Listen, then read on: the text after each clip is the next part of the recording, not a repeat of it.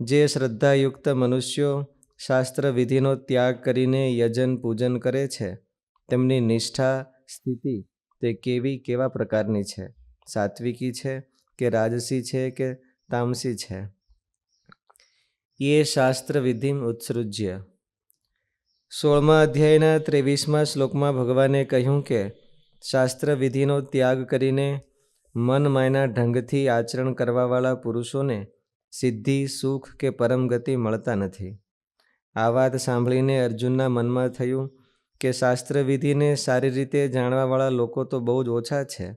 વધારે તો એવા જ લોકો છે જેઓ શાસ્ત્ર વિધિને તો જાણતા નથી, પરંતુ પોતાની કુળ પરંપરા, આશ્રમ, સંસ્કાર વગેરેના અનુસારે દેવતા વગેરેનું શ્રદ્ધાપૂર્વક યજન કરતા હોય છે. તેથી પુરુષાર્થ બહુ કરતા હોય, શાસ્ત્ર વિધિનું ધ્યાન ન રાખે. શાસ્ત્ર વિધિનું ધ્યાન ન રાખે એટલે એવી ધારણા થાય કે લોકાનુસરણ, લોકમાં સારું દેખાય એ જ કરતા હોય, લોકમાં નિંદિત કર્મ ન કરતા હોય, પણ શાસ્ત્ર વિધિ પ્રમાણે ન હોય તો તેશામ કા ગતિ, એની શું ગતિ થાય? એ શાસ્ત્ર વિધિ મુત્સૃજ્ય, એવું 23મા શ્લોકમાં કીધું ને કે શાસ્ત્ર વિધિને યહ શાસ્ત્ર વિધિ મુત્સૃજ્ય વર્તતે કામકારક ન સિદ્ધિમ અવાપ્નોતિ ન સુખમ ન પરામ ગતિ. ત્રણવાના કીધા એ કે પામતો નથી. એટલે લોકોમાંથી ઇન્સ્પાયરિંગ થઈને સારું કરતા હોય, લોકોમાં જેને સારું ગણતા હોય તો એની કા ગતિ, એને શું ગતિ થાય?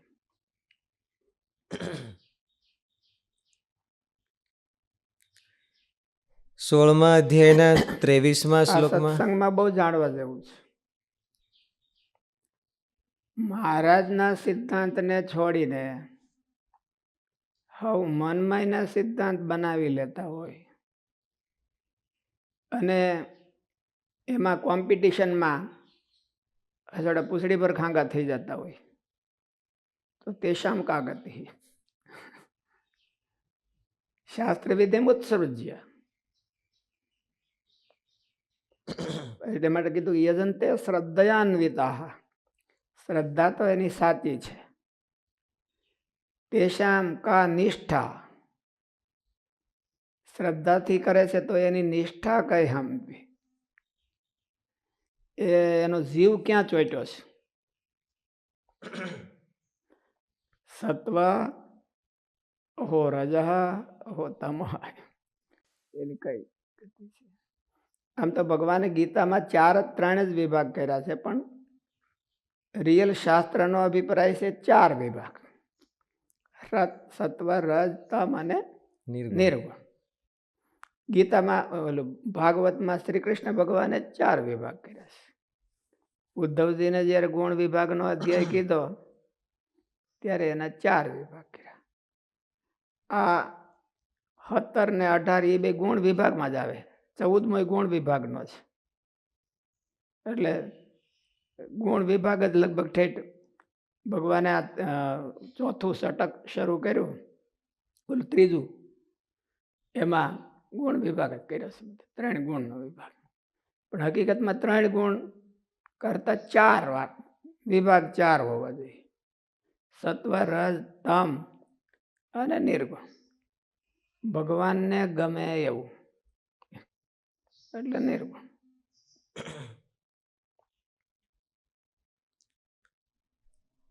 આપણને ગમે એવું હોય તો આપણે ત્રિગુણ છીએ ને, એટલે 3 ગુણ હોય. આપણામાં જેવો ગુણ પ્રવર્તતો હોય એવું આપણને ગમે. એવું શું તમે કહો છો? શાસ્ત્ર વિધિ ઉત્સૃજ્ય એટલે એમ કે લોકમાં ગમતું હોય અથવા તો લોકમાં એવું કરે. લોકાનુસરણ, એમ શાસ્ત્રાનુસરણ મૂકી દે. હકીકતમાં તો બેયનું બેલેન્સ રાખવું જોઈએ. શાસ્ત્રાનુસરણ હોતે હોવું જોઈએ અને થોડું થોડું લોકાનુસરણ હોતે હોવું જોઈએ. શાસ્ત્રમાં આપ્યું લોકાભિમુખ હોવું જોઈએ. હા, લોકાભિમુખ હોવું જોઈએ. કારણ કે શાસ્ત્રમાં આપ્યું હોય પણ યુગને અનુસારે એ ફિટ ન બેહતું હોય લોકાનુસરણ. તો એનો પોસ્ટપોન રાખી અને શાસ્ત્રને જે ફીટ બેસતું હોય અને લોકમાં પણ ફીટ બેસતું હોય તો એવું અનુસરણ કરવું છે. મહાપુરુષોએ એવું અનુસરણ કર્યું છે. શાસ્ત્રીજી મહારાજે મહારાજ ધામમાં ગયા અને માનો કે 100-150 વર્ષ કે 200 વર્ષ થયા અને સ્વામી આ લીધું 2004 અને મહારાજ ધામમાં ગયા 1886 એટલે લગભગ એનો 86 માં એ 14 ને 4 18 અને 118 વર્ષ થયા. 118 વર્ષ જેવું થયું. ત્યાં સમયના પ્રવાહો ઘણા બદલી ગયા હોય. પછી આપણે મનમાંની ઘોડી માંડી દઈ તો લોકાભિમુખમાં તો વાંધો ન આવે, પણ શાસ્ત્રાભિમુખ વયું જાય. સ્વામીએ પહેલા એ શાસ્ત્રાભિમુખ કર્યું કે શ્રીજી મહારાજ આજ્ઞા કરીશ અને એ આજ્ઞા પ્રમાણે ક્યાંક આ યુગને અનુરૂપ કરી તો ભગવાન રાજી થાય. પણ મહારાજની આજ્ઞામાં ક્યાંય આપણે તો શાસ્ત્ર એટલે મહારાજ, શાસ્ત્રનો અર્થ ઓલા શાસ્ત્રો પણ મહારાજે શાસ્ત્ર પ્રમાણે જ કીધું છે બધું. એટલે બહુ આપણે વિશાળમાં બહુ બુદ્ધિ દોડાવવા ન જાય અને મહારાજની આજ્ઞા ક્યાંક ગોતી લઈ તો ચાલે. એટલે સ્વામીએ તરત સીધી બુદ્ધિ તો દોડાવી નકર સ્વામી બુદ્ધિ દોડાવી હકત. સ્વામીએ આ બધી ઓલું કર્યું હતું એ ક્યાંક સારું જોઈને જ કર્યું હતું. લોકમાં ક્યાંક સારું હોય. સ્વામી 2000નો યજ્ઞ કર્યો એ નર્મદા કાંઠે યજ્ઞ જોઈને, બીજાનો યજ્ઞ કોઈ દેવીનો યજ્ઞ હતો એમાંથી સ્વામીએ થોડોક મોડિફાય કર્યો અને મહારાજના માટે યજ્ઞ કર્યો. બ્રહ્મસત્ર કરતા હતા તો એ આપણે જયદિયાલ ગોવિંદકા અને હનુમાન પ્રસાદ પોદારજી એ બધા કરતા હતા ગંગાના કાંઠે. તો સ્વામીએ આ રીતે કર્યું. મંત્રલેખન હોતે કર્યું. મંત્રલેખન મને એમ છે કે સ્વામીએ એ લોકો પહેલાં કરાવતા તો હશે. ડોંગરેજી મહારાજ કરાવતા પણ એની પહેલાં તો સ્વામીએ શરૂ કરી દીધું હતું. ડોંગરેજી મહારાજ એ કરાવતા હતા પણ આ લોકો કદાચ ને કરાવતા હશે કે ક્યાંક સ્વામીએ જોયું હશે. એટલે એમાં સ્વામીને આઈડિયા આવ્યો એટલે સ્વામિનારાયણ મંત્રલેખન કરાયું એવું. એટલે લોકાભિમુખ તો ખરું જ પણ હારવાર શાસ્ત્રાભિમુખ હોતે. મહારાજની જે ડેડલાઈન છે, મહારાજની મર્યાદાઓ, એ મર્યાદાની અંદર રહી અને કદાચને આપણે મહારાજની મર્યાદાને ઓવરટેક કરી અને મહારાજ કરતા સારું કરી. સંપ્રદાયમાં અમુક વિભાગો છે એ નથી એમ કહેતા કે મહારાજના મર્યાદાની એસી પણ અમે એનાથી સારું કરીશ. તો તેશામ કા ગતિ તો એ આપણે બધી જોઈ છે ગતિ કે એના બધા ઓલા અગ્નિ સંસ્કારો એની બધી ગતિ. તેશામ કા ગતિ એના અગ્નિ સંસ્કારો જોઈ લો એટલે એના આખા જીવનની ગતિ આવી જાય.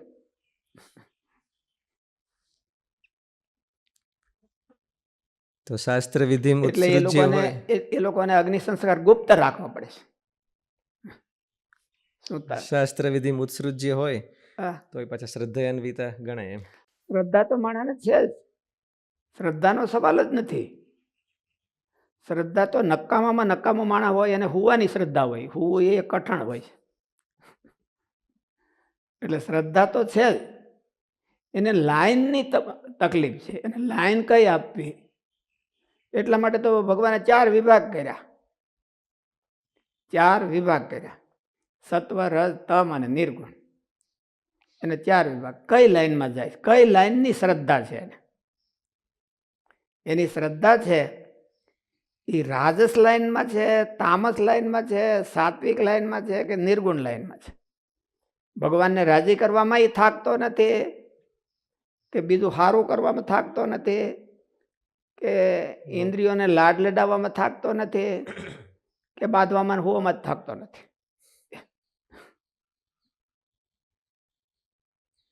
કોમ્પિટિશન છે એ એક જાતની અંતરનો ઝઘડો જ છે. કોઈકને હારે બાંધવાની જ વાત છે ને, પણ આ સિસ્ટોમેટિક બાંધે છે ને ઓલા સીધા સિસ્ટમ તોડીને બાંધે, એટલે એ તામસ કહેવાય. અને આ સિસ્ટોમેટિક અંદરનો સંઘર્ષ છે. હું એનાથી આગળ વધી જાઉં, હું એનાથી આગળ વધી જાઉં, હું એનાથી આગળ વધી જાઉં, હું એનાથી આગળ વધી જાઉં, હું એને પાછો પાડી દઉં. જ્યારે નિર્ગુણ ભાવ શું કહે છે કે હું મહારાજને રાજી કરી લઉં, હું મહારાજને રાજી કરી લઉં. ફોર્સ તો બેયને છે, અને ફોર્સ છે એ પુરુષાર્થનો અને શ્રદ્ધાનો છે. પણ ઓલા કોકની હારે ટકરાય એવો ફોર્સ નથી કરતા. ટકરામણ અંદરમાં આપણને, આપણા હૃદયમાં આપણને કોકને તરફ કોમ્પિટિશન જાગે તો એનો અર્થ એવો છે કે રાજસ ભાવ છે. કોમ્પિટિશનને આધારે આપણે કરીએ છીએ, નિરાધાર નથી કરતા ભગવાનને રાજી. એટલે કોમ્પિટિશનનું બે કોમ્પિટિટર હોય તો એનું સંચાલન કોના હાથમાં રહે?